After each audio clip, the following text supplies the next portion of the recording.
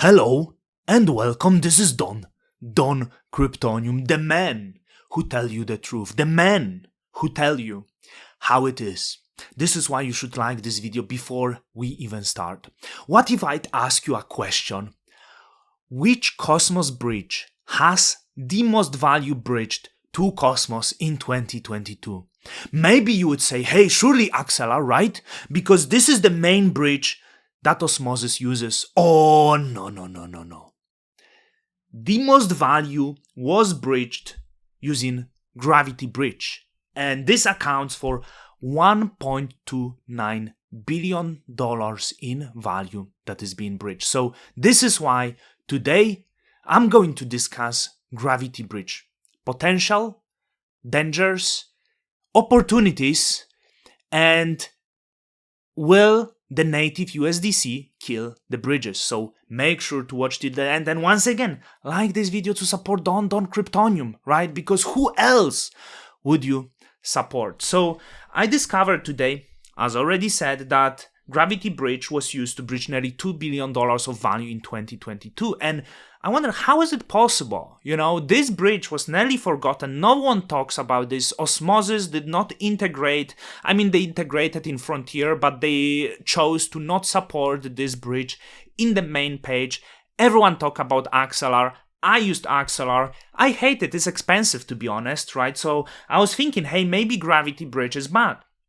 But then you realize Gravity Bridge is public goods, is open source, and there's so many projects actually using Gravity Bridge or Gravity Bridge infrastructure, right? And this is even accounting for building infrastructure for bridging Ethereum NFTs to Cosmos, you know, but Gravity Bridge is also used by Injective, it's used by Umi, it's used by Kanto, you know, they fork it, they use it by themselves. So also, I want to put attention to this tweet. So someone said, Gravity provides ERC20 representations for 10 projects. Each of them moves significant supply to Ethereum for liquidity. Bridge limits reduce volume. So Gravity Bridge did over 100 million in volume in 3 days around all the FTX saga, while Axelar limits this to 5 million a day. So for big players, it's big danger. If someone wants to move a lot of money, they will have to choose Gravity Bridge in this case. So what I'm going to do, I'm going to give you some education on what is Gravity Bridge, right? So I'm using the Deborah, which is co-founder. So remember, it might be biased, right? But I will try to do my best and tell you the value. And then also we are going to use the bridge. So we are going to see, is it expensive or is it cheap? So I checked this blog post of Deborah. So you need to know that Gravity Bridge was built as the public good. It meant to be fully community. It doesn't really have company behind it. It meant to be more decentralized. Of course, you will say, hey, no, something like this doesn't exist, right? Because Interchain Foundation received 7%, etc. So it is because they were working on the grants. As I know, they received a lot of grants, well, maybe not a lot, from Interchain Foundation. So those who supported the bridge received the allocation. You can actually see this allocation. So there was Altea supporters because Altea was also providing funding to this, as well as the Interchain. So they had allocation. Development team received 20%, etc., and 50% went to the community pool. So you might like it or not. We can compare it to Axelar, that for community programs give 36%, which is not the same as community pool. Backers received 30%, team 17%. So, well, you see the numbers, okay?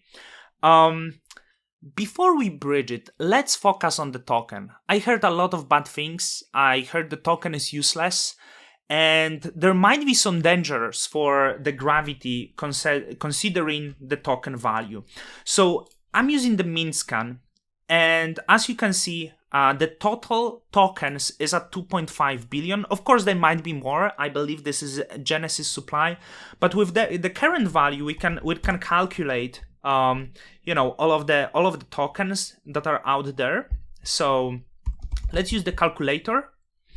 And the token right now is at half of the cent, right? Is it correct or is it less? Yeah.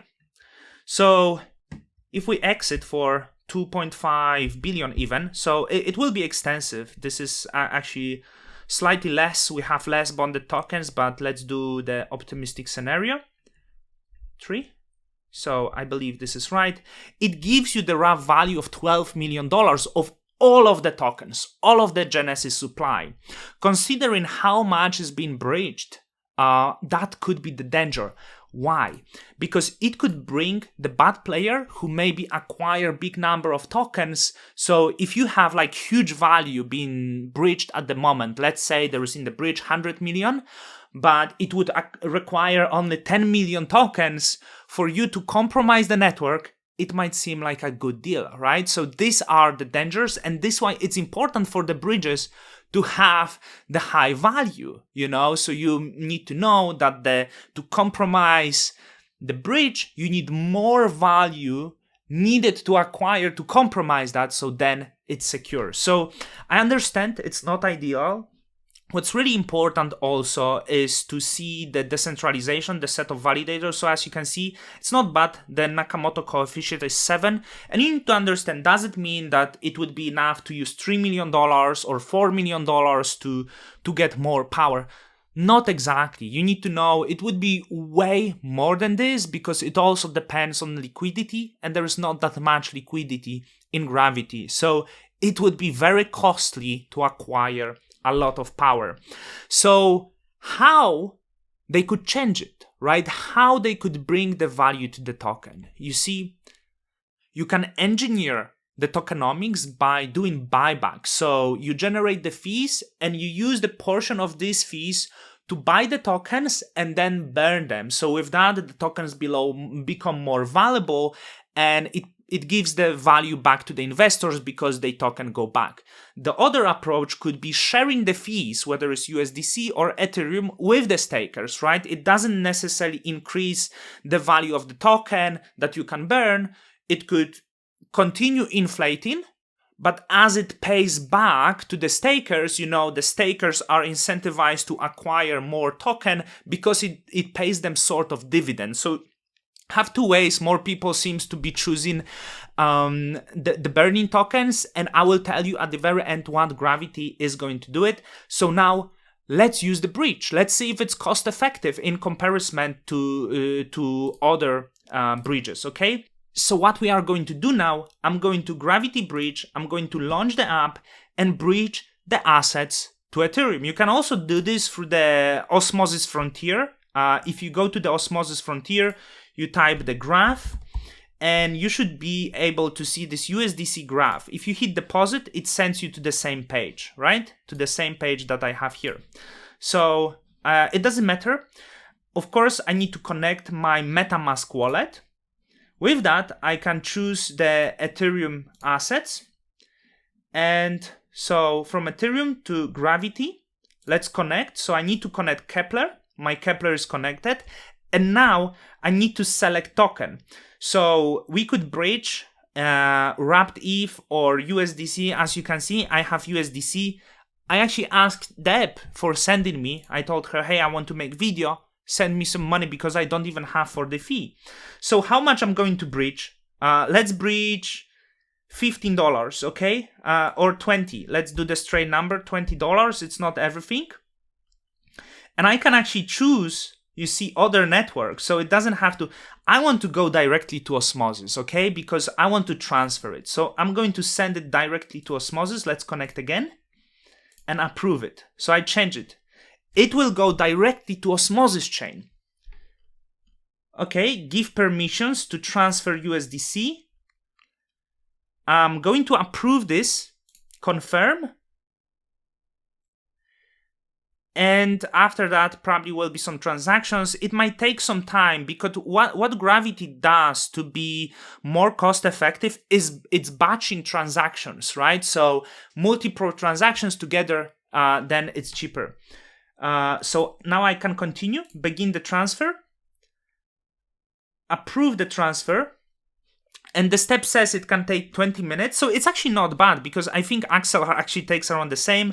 So I'm going to pay $1.3 in the gas fee. And then I'm going to check what was the actually, what was exactly the fee later. So it's been done as of now. I'm going to cut this video and move to, when the transfer is done. We can see it in our wallet. It was integrated, and I believe the transactions is being processed now.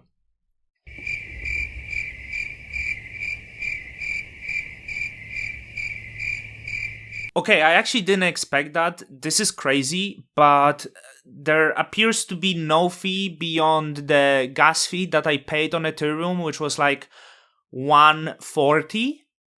And I actually did two transactions. So you can see the Gravity arrived, and you can see it in my Kepler wallet. It's on the Osmosis network. And I also sent 20 to the Gravity bridge to use it on other network. So it's also here. And when I look into my MetaMask, you can see the assets that I have. So 60. And I lost like less than $3 total for two transactions that I made, which is insane because if I would do Axelar, I would pay like $15 or something. So for small transactions and for small users, that doesn't make sense. So that's all. Like this is how it works. If you need token with more liquidity, you need to understand that it's absolutely okay to transfer then USDC Gravity to USDC Axelar, right? You can do it. You can do it anyway. If you need more liquidity. So what I also did, I'm now on the Crescent network, and I'm going to deposit new token from Gravity Bridge because I didn't see the directly to do it like in the case of Osmosis. So that could be improved. So let me deposit $20. I need to pay the Gravity fee, so I did transfer myself some Graph tokens, and there is more ways.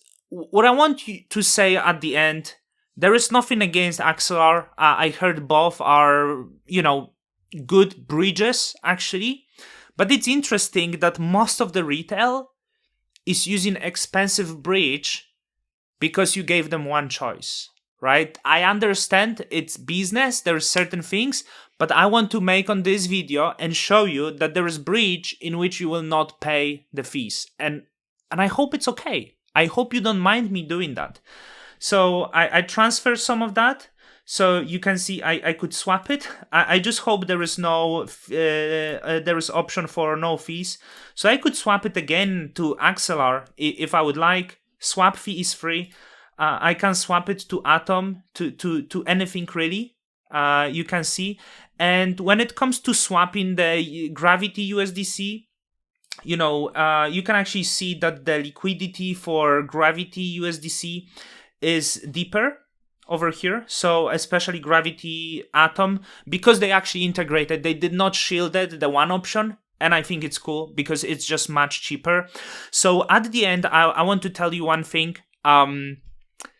Is the native USDC going to kill the bridges? And I spoke with Deb and I asked her that. And she said, well, it's still okay because people will have arbitrage opportunity, right? If your bridged token, if you can buy more of the bridged asset with the native asset, you will be doing arbitrage. So it gives a lot of trading options to the people.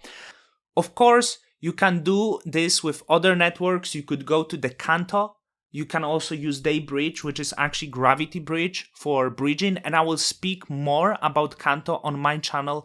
Of course, at the end, the question could be, hey, Gravity need to have more value to be more secure, and I know they work on this. I know there is actually proposal to enable fee sharing, so if you stake Gravity, you will be receiving USDC, you will be receiving other assets that are bridged in the forms of the fees. So I think it will get better.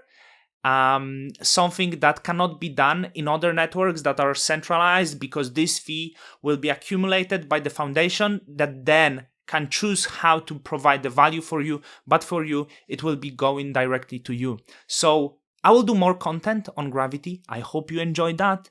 And with that, Don Cryptoniums out.